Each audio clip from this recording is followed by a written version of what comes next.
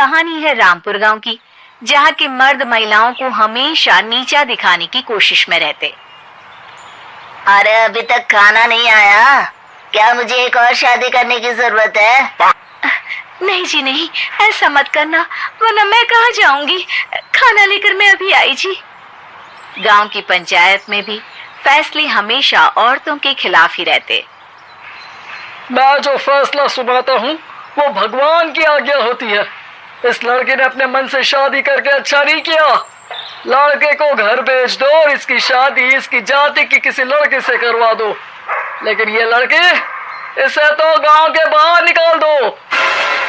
नहीं नहीं जमींदार साहब, ये क्या बोल रहे हैं? ऐसा नहीं हो सकता। मेरी बेटी मासूम है, इसे अच्छे बुरे की समझ नहीं है। अरे कहाँ जाएगी ये बेचारी? कहाँ जाएगी? इतनी चिंता है तो पूरे परिवार का गांव निकाला कर देते हैं। बेचारे पूरे बसे बसाए परिवार को गांव छोड़ना पड़ता है। चाहे जो हो, अगर बेटियों को कंट्रोल नहीं कर सकते तो गांव में रहने का कोई मतलब नहीं है। यहाँ औरतों को दब कर रहना होगा। कोई भी अपने हिसाब से कुछ नहीं कर सकता, सब ईश्वर की मर्जी से ही होगा। तभी गांव का एक आदमी दौड़ा दौड़ा आता है। सरपंच साहब, जमींदार साहब, वो कालिया है ना, उसकी बेटी पढ़ने के लिए शहर जा रही है। अच्छा, ये कब हो गया? और कालिया की हिम्मत कैसे हो गई ऐसा करने की? लेकर आओ उसे और उसकी बेटी को। बस फिर क्या था, हाजिर हो जाते हैं कालिया और उसकी बेटी सरपंच के सामने। और कालिया, ये क्या सुनने में आ रहा है? बेटे को इंजीनियर बना रहा है तू? और ये बता, गांव में तो स्कूल नहीं है, फिर कहां से इतनी क्लास पास कर गई तेरी बेटी? राधा, जो कि कालिया की बेटी है, उसे लगता है कि सरपंच उसकी तारीफ कर रहे हैं। सरपंच जी, मैंने ऑनलाइन पढ़ाई की है, डिस्टेंस लर्निंग से। सभी में मैंने अच्छे नंबर पाए हैं, जिसे देखते हुए शहर की इंजीनियरिंग कॉलेज में मुझे स्कॉलरशिप मिली है। वाह जी वाह, क्या होती है ये? पहले तो ये बताओ, फिर आगे की बात करते हैं। पूरा गांव राधा की बात सुन रहा था और राधा बोलती जा रही थी। तो ऐसे मैं फ्री में एक अच्छी शिक्षा लेकर गांव में जो कुछ परेशानियां हैं, जैसे बिजली, पानी और इंटरनेट जैसी समस्याओं के लिए काम करूंगी। मैं गांव को शहर से जोड़ने के लिए पुल का निर्माण करवाने का प्रस्ताव रखूंगी। मुझे पूरी उम्मीद है कि जल्द ही हमारा गांव भी तरक्की की राह पर चल पड़ेगा।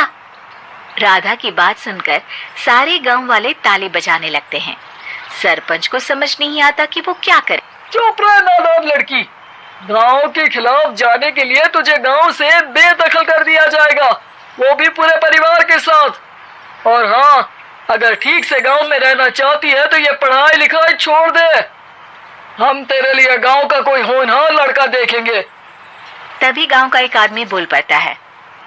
अरे नहीं नहीं सरपंच जी, राधा बिटिया जो बता रही है, अगर वैसा हो जाए तो हम लोगों को पैसा कमाने के लिए बाहर नहीं जाना पड़ेगा। हाँ जी, और ना ही कोसों दूर पानी के लिए भटकना पड़ेगा। हमारे बच्चे भी अच्छी पढ़ाई कर सकेंगे और आगे बढ़ेंगे, ना कि हमारी तरह खेती करते बैठेंगे। क्यों गांव वालों, राधा बिटिया का साथ देना चाहिए ना।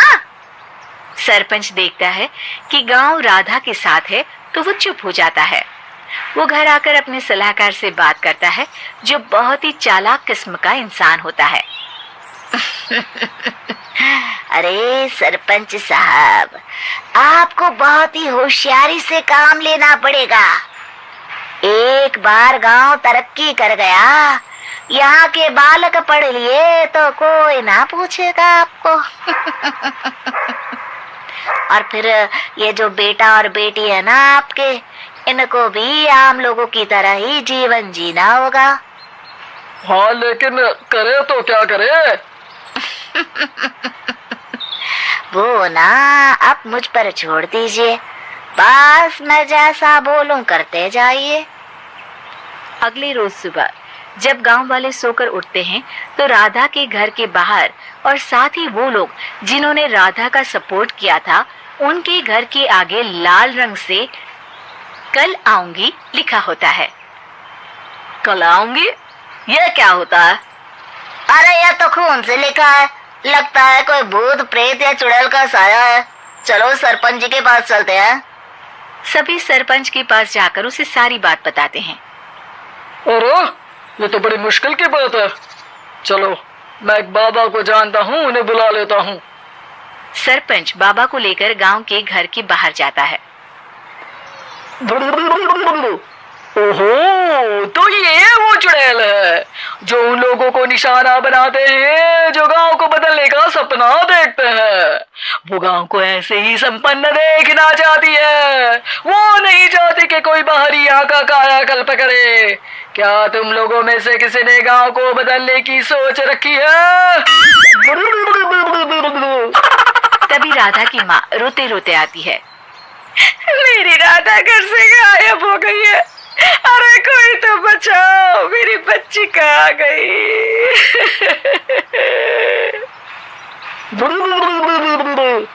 ले गई वो चुड़ैल, तेरी बच्ची को ले गई। अब वो उसे श्रापित करके छोड़ेगी, उस पर चुड़ैल का साया हो जाएगा। तभी बुरी सी हालत में राधा भी वहां आ जाती है। उसके बाल चुड़ैल की तरह फैले होते हैं और कपड़ों में खून लगा होता है। सभी राधा को देखकर डर जाते हैं। माँ, पता नहीं मुझे कौन उठा कर ले गया था। अरे दूर हो जा चुड़ैल, अब हम लोग इस गांव में नहीं रुकेंगे। अरे कैसी बातें कर रहे हैं आप? कल तो आप मेरे भरोसे गांव का हुलिया बदलने, अपने बच्चों को पढ़ाने और तरक्की उन्नति की बात कर रहे थे, तो आज क्या हो गया आपको? ये फिर तुम लोगों को बहकाएगी। ये चुड़ैल गांव में आ चुकी है, ऐसे ही ये तुम्हारे घर के बच्चों को भी ले जाएगी। गांव वाले राधा को गांव से बाहर निकाल देते हैं। उसके माँ बाप रोते रहते हैं, लेकिन गांव वाले नहीं मानते। मैं भी अपनी बहन के साथ गांव के बाहर रहूंगा, लेकिन वो पढ़ाई नहीं छोड़ेगी। वहीं सरपंच के घर पर सलाहकार कहता है। देखा, सांप भी मर गया और लाठी भी नहीं टूटी। लेकिन अगले ही दिन सरपंच के घर के बाहर भी वही शब्द लिखे होते हैं। और फिर सरपंच की बीवी कहती है, हमारी बेटी को किसी ने अगवा कर लिया है। तभी राधा का भाई वहां आ जाता है। अरे गांव वालों, मैंने सरपंच जी की बेटी को देखा था। वो चुड़ैल उसे उठाकर ले जा रही थी। अरे क्या मजाक कर रहे हो? नहीं नहीं सरपंच जी, आप नहीं जानते। वो चुड़ैल अब आपकी बेटी में आ जाएगी, जैसे राधा के अंदर आ गई थी। तभी सरपंच की बेटी वैसी ही हालत में वहां आती है जैसे राधा आई थी। पापा, पता नहीं कैसे मैं गायब हो गई थी। चुड़ैल, इसके अंदर भी चुड़ैल का साया है, मारो इसे। अरे नहीं नहीं, इसे भी राधा के पास गांव के बाहर ही भेज दो। अरे चुप रहो, मेरी बेटी कहीं नहीं जाएगी और चुड़ैल वुड़ैल कुछ नहीं होता है। अरे कैसे बात कर रहे हो सरपंच जी? आप तो बोल रहे थे कि आपका फैसला भगवान का ज्ञान होता है, तो अपने पर बात आई तो अब आप ऐसे बोल रहे हैं। अरे ना ना ना, आपको अपनी बेटी को त्यागना ही होगा। अरे बुलाओ बाबा को।